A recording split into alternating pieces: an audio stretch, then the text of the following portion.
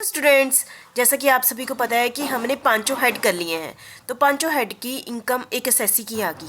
ठीक है, एसएससी हो सकता है कि सिर्फ एक ही हेड से इनकम कमा रहा हो सकता है 2 से कमा रहा है, हो सकता है 5 से कमा रहा हो। पहले ये हमने कैलकुलेट कर ली, तो उसके बेस पर हमने क्या निकाल लिया है, ग्रोस टोटल इनकम एक एसएससी की निकाल ली। ठीक है, उसके बाद इनकम टैक्स एक्ट 1961 के अंदर एक एसएससी को बहुत सारी डिडक्शन दी गई है। ठीक है, ये आपका एक मेन चैप्टर है। ठीक है, डिडक्शन कौन से सेक्शन से लेकर दी गई है, सेक्शन 80C से लेकर लगातार चलती चलती सेक्शन 80U तक दी गई है। ठीक है, तो बहुत ही इंटरेस्टिंग है।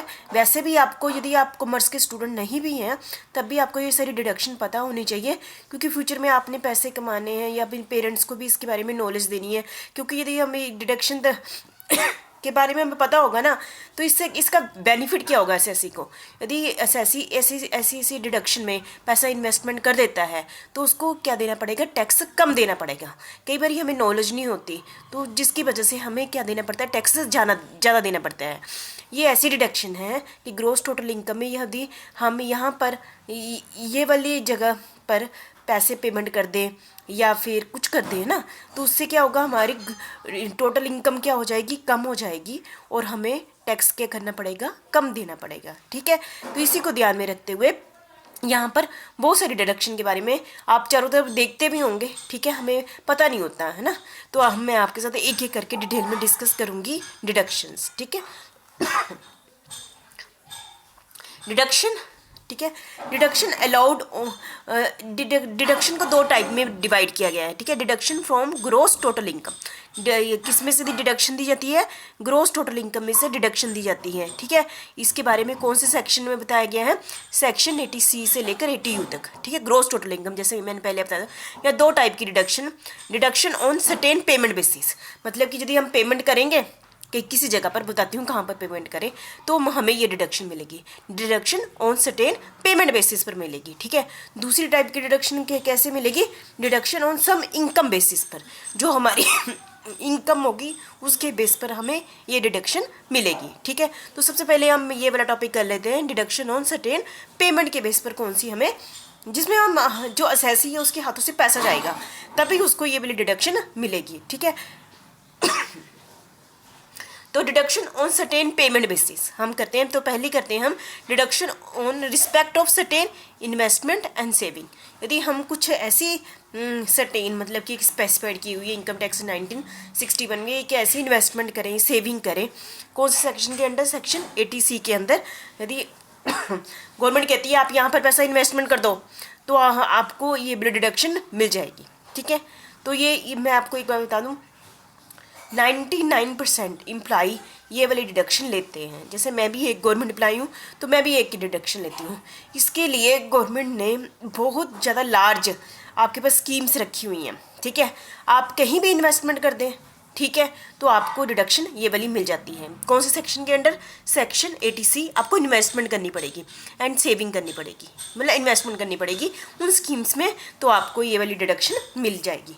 एक किसको मिलती है, सबसे पहले हु कैन क्लेम डिडक्शन, कौन इस डिडक्शन को क्लेम कर सकता है अंडर सेक्शन 80C के अंदर, किसको डिडक्शन मिलेगी, एक इंडिविजुअल को मिलेगी और हिंदू ब्राइडल फैमिली को मिलेगी। जैसा कि आप सभी को पता है, हमारे पास इनकम टैक्स के असेसी तो बहुत सारे हैं, इंडिविजुअल भी है, हिंदू फैमिली भी है ना, कंपनी भी है, फर्म भी है, लेकिन ये वाली 80C वाली डिडक्शन सिर्फ 2 को ही मिलेगी, किसको, इंडिविजुअल एंड हिंदू फैमिली को मिलेगी, कंपनी फर्म उनको नहीं मिलेगी ये वाली डिडक्शन। ठीक है, तो 80C वाली ये आपको याद हो गया।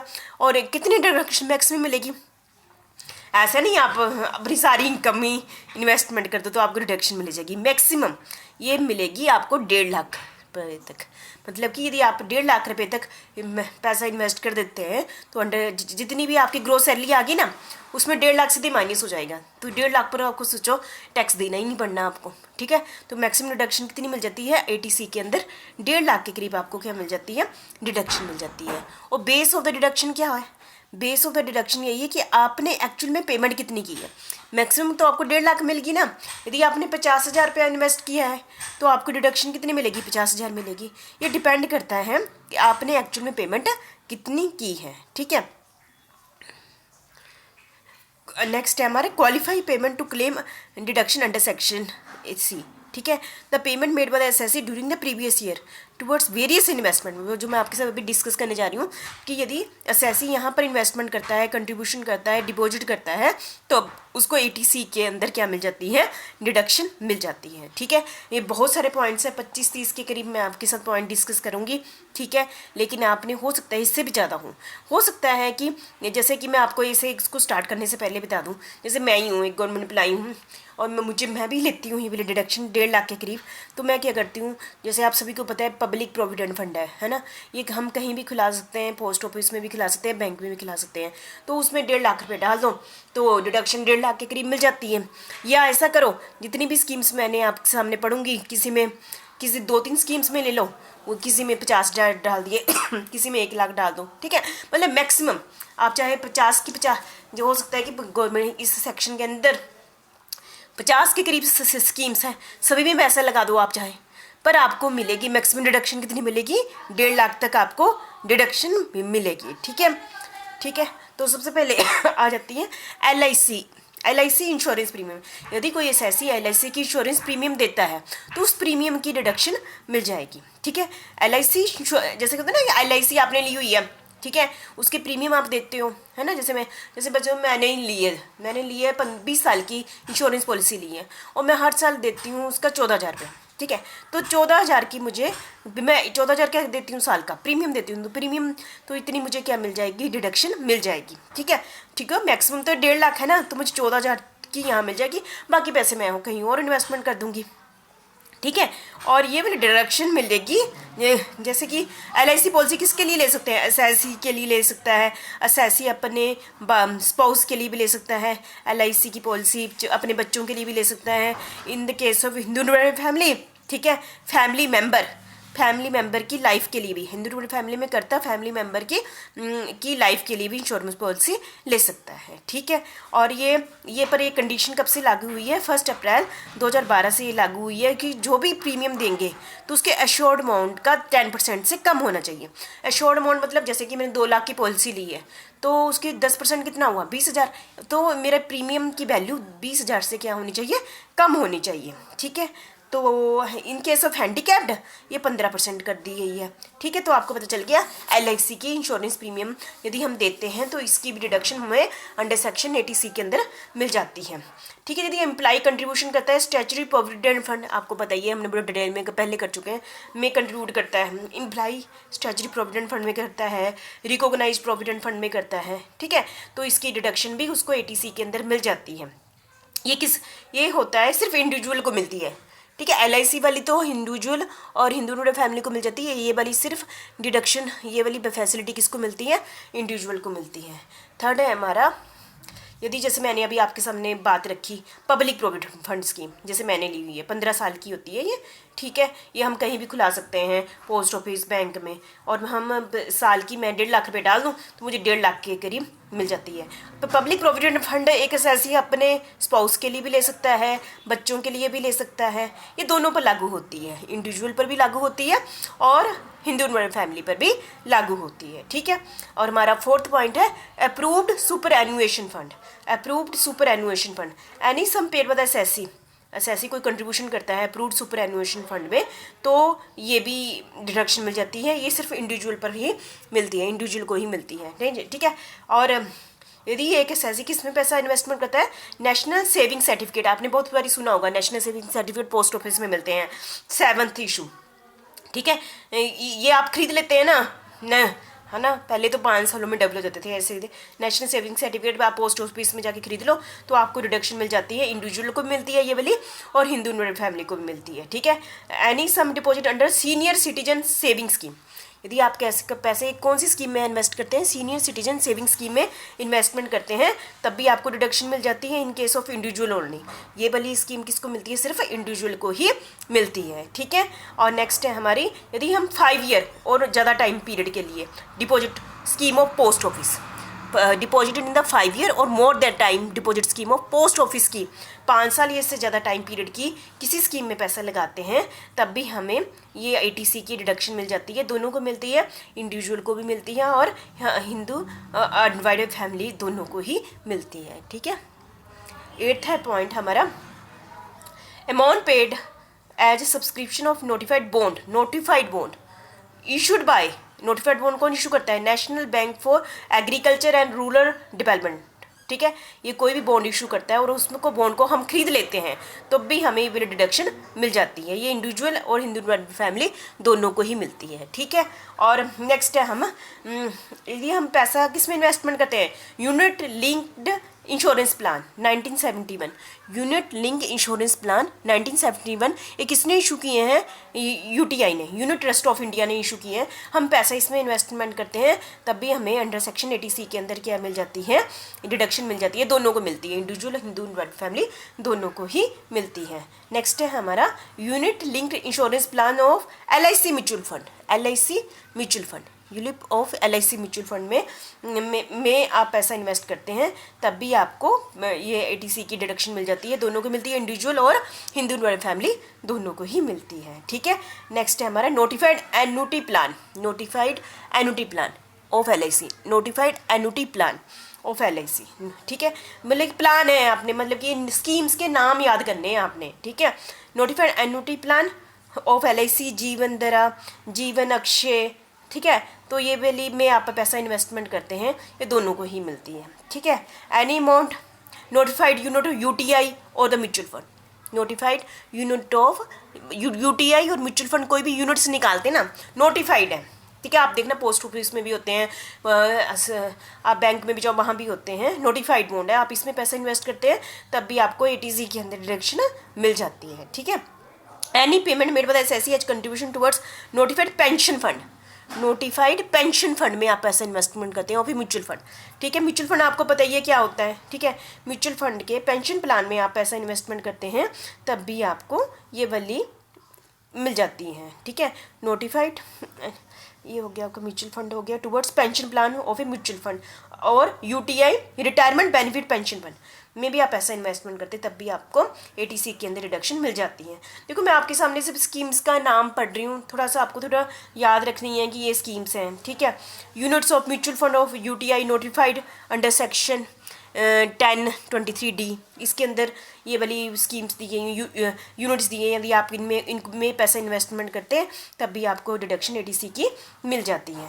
और नेक्स्ट है हमारा 10 और 15 साल का अकाउंट खोल लेते हैं, ठीक है। पोस्ट ऑफिस में, post office saving bank account खोल लेते हैं, पोस्ट ऑफिस में जाओ सेविंग बैंक अकाउंट खोल लो, सेविंग बैंक का आपको पता ही है ना अकाउंट, वो खोलो 10-15 साल के लिए खोल लेते हैं तो आपको उसमें जो अमाउंट डिपॉजिट करते हैं तब भी आपको वो वाली इन्वेस्टमेंट के बेस पर डिडक्शन मिल जाती है, ठीक है। नेक्स्ट है हमारा ट्यूशन फीस, जैसे कोई एम्प्लॉई है वो अपने बच्चों की ट्यूशन फीस देते हैं ना स्कूल में, ठीक है, तो उस ट्यूशन फीस की भी वो डिडक्शन ले सकता है। ट्यूशन फीस देखो एक कॉलेज स्कूल यूनिवर्सिटी बहुत सारी फीस लेता है, ट्यूशन फीस के अलावा भी बाकी फीस की नहीं डिडक्शन मिलेगी, सिर्फ ट्यूशन फीस की ही मिलेगी, और मैक्सिमम ये 2 बच्चों तक की मिलती है, 2 बच्चे की ट्यूशन फीस तक आप डिडक्शन ले सकते हैं, ठीक है। और सिर्फ ये इंडिविजुअल को मिलती है, ना कि हिंदू फैमिली के पर्सन को नहीं मिलती है ट्यूशन फीस, ठीक है, आपको पता चला है ना।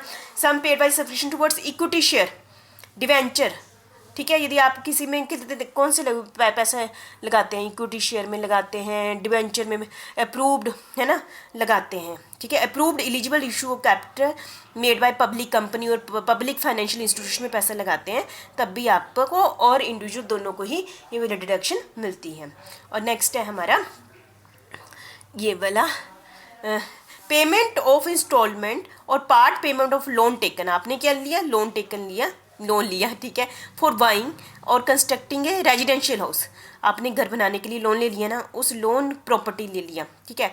और जैसे कि आपने ये लोन किससे लिया? फ्रॉम हाउसिंग बोर्ड से लिया, कोऑपरेटिव सोसाइटी से लिया, पब्लिक सेक्टर बैंक से लिया, LIC से लिया, नेशनल हाउसिंग बैंक से लिया, ठीक है, किसी से भी लिया तो आपको इस टाइप की डिडक्शन पेमेंट ऑफ इंस्टॉलमेंट, आप इंस्टॉलमेंट पेमेंट करते हैं ना, आपने लोन लिया जो आप इंस्टॉलमेंट पेमेंट करते हैं तो उसकी डिडक्शन भी आप अंडर सेक्शन 80C के अंदर ले सकते हैं, ठीक है। आपको कितनी बड़ी बात पता चली, ठीक है। नेक्स्ट है sum deduction from salary payable to government servant for securing deferred annuity for the assessee himself और स्पाउस ऑफ द चिल्ड्रन, ठीक है। इसमें लिमिटेशन कितनी है? 20% of the salary of the employee, ठीक है। ये वाली सिर्फ इंडिविजुअल को ही ऐसे इस यहाँ पैसा इन्वेस्टमेंट करते हैं तब भी उसको 80C के अंदर क्या मिल जाती है? डिडक्शन मिल जाती है, ठीक है। नेक्स्ट है हमारा, है ना, नेक्स्ट है हमारा sum paid under the contract for non commutable deferred annuity taken by the employee for self और द स्पाउस फॉर चिल्ड्रन। ठीक है, ठीक है, तो डेफर्ड एनुटी, तो ठीक है, ये खरीदते हैं तब भी उसको डिडक्शन मिल जाती है। ठीक है, any sum paid as subscription of housing loan, आप हाउसिंग लोन लेते हैं account scheme of any National housing Bank से लेते हैं तब भी डिडक्शन इंडिविजुअल और हिंदू फैमिली दोनों को मिल जाती है। Sum deposit with national housing bank as contribution towards notified deposit scheme और पेंशन स्कीम।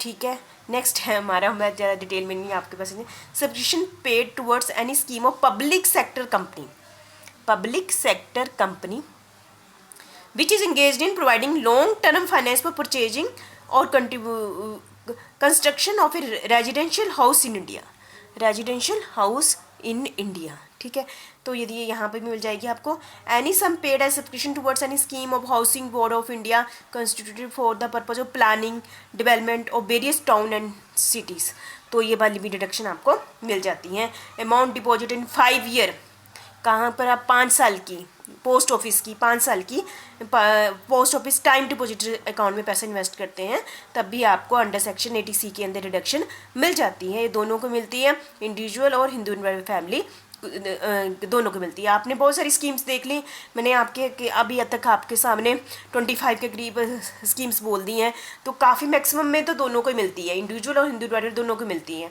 ठीक है, तो काफ़ी सिर्फ इंडिविजुअल को ही मिलती है। ठीक है, तो ये आपने देख लेना। ठीक है, किसी भी स्कीम में पैसा लगा दो तो मैक्सिमम आपको रिडक्शन कितनी मिल जाएगी, 1.5 लाख तक मिल जाएगी। ऐसा नहीं है कि आप 25 की 25 स्कीम में लगाओ, हो सकता है आप एक में ही लगा दो तो 1.5 लाख की डिडक्शन आपको मिल जाएगी। लास्ट बहुत ही important, Sukanya Samriddhi account. Sukanya Samriddhi account meaning girl child, girl child के लिए बनाई गई ना, प्राइम मिनिस्टर नरेंद्र मोदी जी ने on 22 January 2015 for girl child के लिए भी स्कीम बनाई गई है। ठीक है, इसकी नोटिफिकेशन मिनिस्ट्री ऑफ फाइनेंस ने की थी। ठीक है, ये इस स्कीम की क्या खासियत है, 2014 में आई है। पर girl child only single account is allowed, एक लड़की के लिए एक अकाउंट खोला जाता है।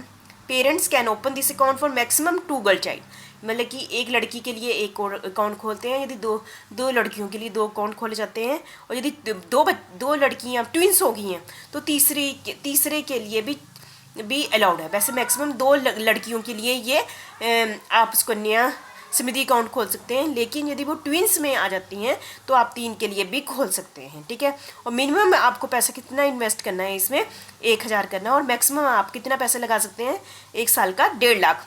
मतलब कि सुकन्या समृद्धि अकाउंट में जो आपने अपनी बेटी के लिए अकाउंट खोला है उसमें आप 1000 से लेकर 1.5 लाख तक का पैसा इन्वेस्ट कर सकते हैं। यदि जो भी पैसा आप इस अकाउंट में डालेंगे उतनी डिडक्शन आपको मिल जाएगी सुकन्या समृद्धि अकाउंट में की।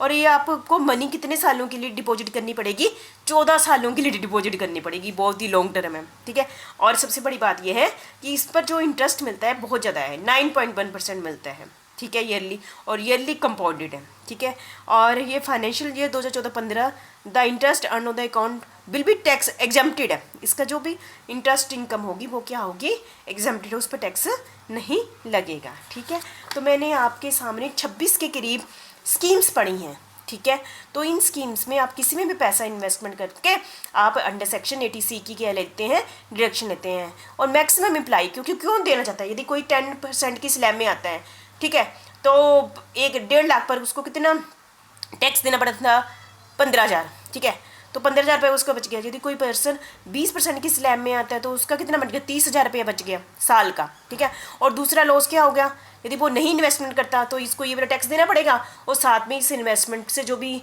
इनकम होती है उससे भी लॉस होगा। तो इसलिए हर कोई एम्प्लॉय इन स्कीम्स में क्या करता है, पैसा इन्वेस्टमेंट करता ही करता है। वो 1.5 लाख की डिडक्शन हर कोई लेना चाहता है। ठीक है, पहले ये वाली डिडक्शन 2014 से लेकर 15 तक 1 लाख थी, बाद में बढ़ाकर इसको कितना कर दिया गया था, 1.5 लाख कर दिया गया था। ठीक है, तो जैसे कि मैं अभी आपके सामने और भी सेक्शन पढ़ूंगी, ये section 80C, section 80CCC, section 80CCD। ठीक है, तो इन तीनों को मिला के, है ना, तीनों को मिला के आपको मैक्सिमम डिडक्शन कितनी मिलेगी, 1.5 लाख मिलेगी। मतलब कहने का मतलब है आप 80C में 1.5 लाख ले लेते हैं तो अंडर सेक्शन 80CCC में पैसा इन्वेस्टमेंट करने की जरूरत नहीं है, 80CCD में भी करने की जरूरत नहीं है। ठीक है, मतलब मैक्सिमम आपको डिडक्शन मिलेगी 1.5 लाख ही मिलेगी। ठीक है, तो ये बहुत ही इंपॉर्टेंट डिडक्शन थी, तो मैंने इसको आपको डिटेल में करा दिया। ठीक है, थैंक यू वेरी मच।